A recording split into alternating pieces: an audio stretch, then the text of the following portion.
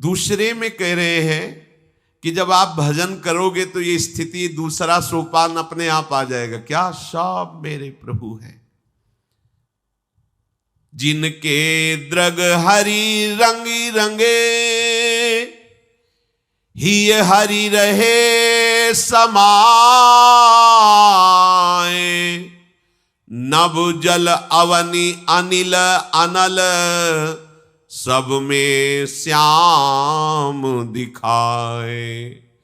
कहीं न जाए मुख सो कछु, श्याम प्रेम की बात।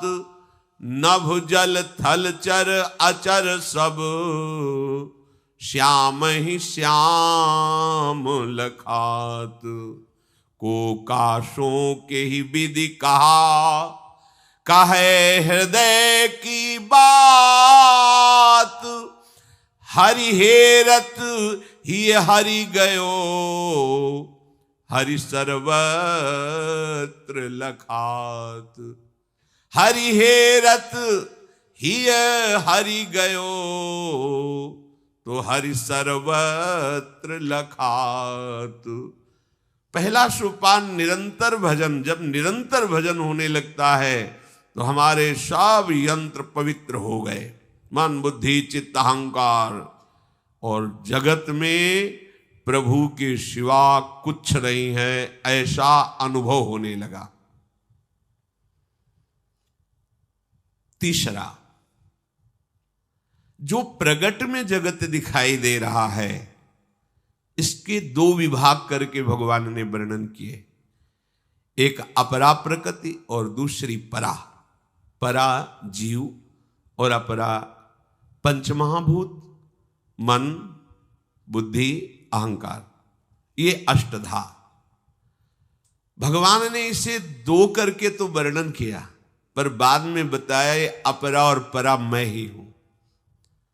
तो पहले उपासक जब चलता है तो देखता है ये शरीर है, पर ये भगवान नहीं है।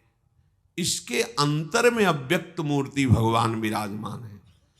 और तीसरी स्थिति में जब वो पहुंचता है, दूसरी स्थिति में सर्वत्र भगवान का भाव, तीसरी स्थिति में उसको ये अपरा परा का भेद नहीं रह जाता। ये सब रूप भी भगवान के ही है। पंचमहाभूत कहां से बने? कौन बना? प्रभु ही तो बने ना।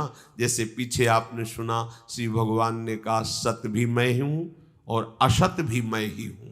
बिल्कुल तीसरे सोपान पर भक्त को साक्षात भगवान दिखाई देते हैं। ये शरीर ये सब नहीं, उसको साक्षात। जैसे गोपी जन नहीं कहती कि पता नहीं मेरी पुत्री ही बदल गई है, क्या हो गया है, जिधर देखती हूं उधर केवल श्याम सुंदर ही केवल श्याम सुंदर दिखाई देते हैं।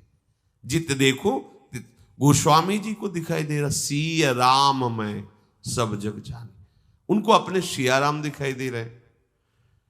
तीसरी सोपान में जब उपासक की स्थिति पहुंचती है तो देखता है कि सब कुछ प्रभु ही बने हुए हैं।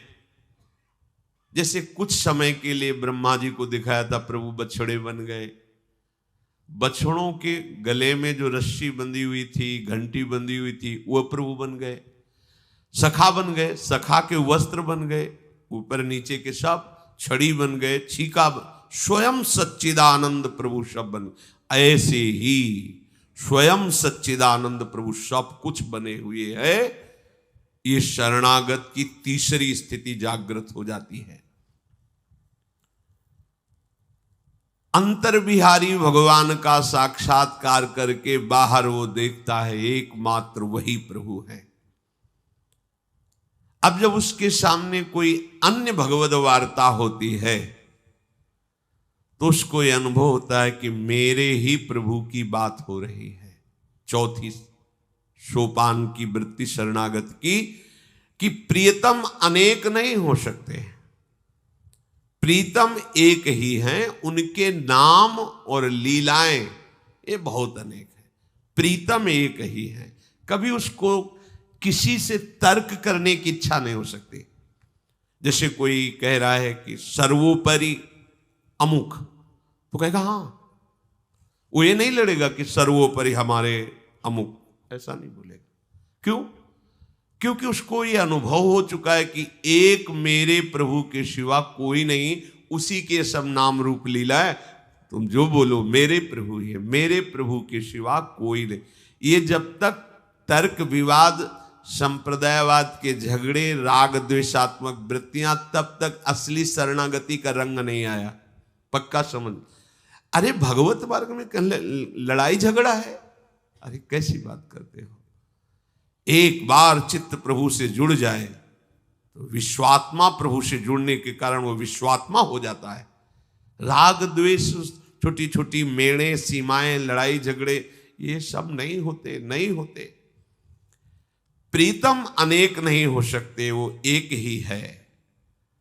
जगत के समस्त प्रिय और प्रियतर पदार्थ परम प्रीतम ही बने हुए हैं, तो फिर अन्य रूप नाम लीला अवतार कैसे अन्य हो सकते हैं। तीसरी वृत्ति में वर्णन किया गया कि अपरा और परा दोनों प्रकृति वही हैं। तो फिर चौथी स्थिति में अब उसके हृदय में कभी कोई तर्क विवाद, निंदा, लड़ाई झगड़ा ये नहीं रह जाता। मेरे ही प्रीतम हैं। जो तुम नाम ले रहे हो, जो तुम रूप, जो तुम बात कर रहे हो, मेरे ही प्रीतम हैं। प्रीतम का कोई प्रतिद्वंदी नहीं है। प्रीतम जैसा कोई नहीं है, वही हमारे प्रीतम सब रूपों में है, कोई प्रतिद्वंद नहीं। और जब तक द्वंद रहता है तब तक प्रीतम का वर्ण नहीं हुआ, पक्की बात समझ लो। अब कैसे बताएं? जब उनको ठीक बात बताओ तो कहते हैं ये तो गीता भागवत की बातें कह रहे हो आप। भाई बात समझो। अगर तुम्हारे हृदय में किसी के प्रति इतना द्वेष है, किसी संप्रदाय के प्रति, कैसी कुछ बातें ऐसी होती कि दिमाग ही नहीं काम करता।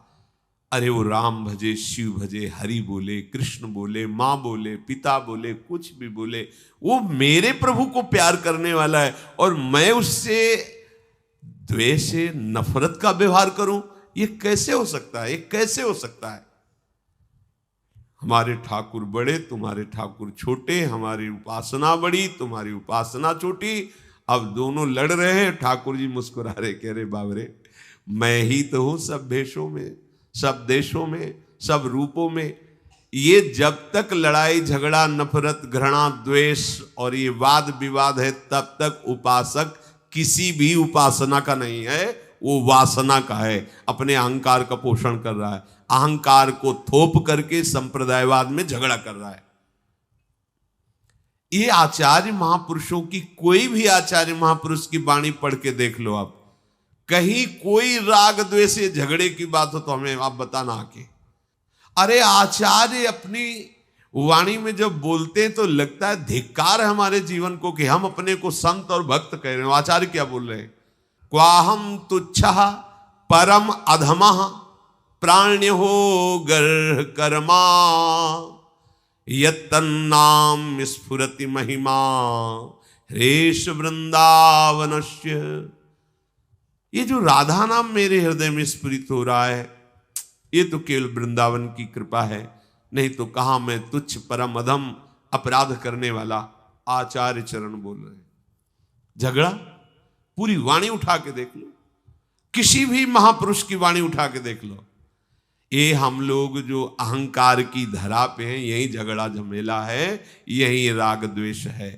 शरणागत की चौथी भूमिका में उपासक को यह अनुभव हो जाता है कि मेरे ही प्रीतम का सब कुछ, कोई भी कोई नाम रूप लीला धाम बोले, कहीं भी छुटाई बड़ाई नहीं, कहीं भी लड़ाई झगड़ा नहीं। अगर द्वंद्व है तो अभी उसने शरणागति के सोपान पर कदम ही नहीं रखा, केवल बाहरी व्यवहार से झगड़ रहा है।